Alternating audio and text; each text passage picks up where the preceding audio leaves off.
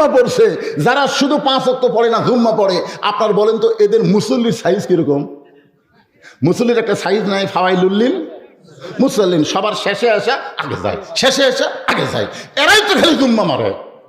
আর এদেরকে আল্লাহ সুযোগ দিল, আমার রহমত নামের ওসিলায় আমি আল্লাহ জুম্মা পার্টিকে জান্নাত দিয়ে দিলাম, যাও। তখন এই জুম্মা আল্লাহরা খুশি হবি, ভাই আয় আয়, কষ্ট করে ফজর জোহর আসর মাগরিব পড়া লাগলো না রে, দেখ আল্লাহ খালি জুম্মা মারার জন্য জান্নাত দিল।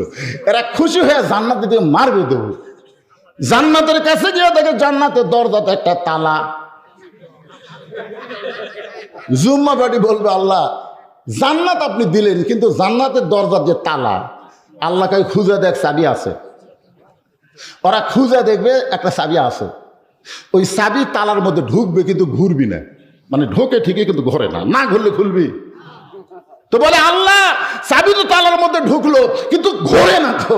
আল্লাহ বলে তালার মধ্যে 5টা দাগ আছে, তো চাবির মধ্যেও 5টা দাগ থাকা লাগবে, দাগে দাগে মিল হবি, কুট্টুস করে খুলে দিবি।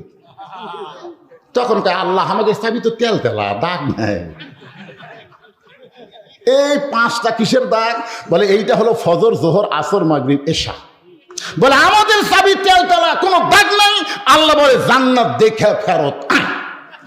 যারা শুধু জুম্মা মারতেছে এরা জান্নাত দেখতে পারবি কিন্তু ঢুকতে পারবি না, দেখে ফেরত আসা লাগবে।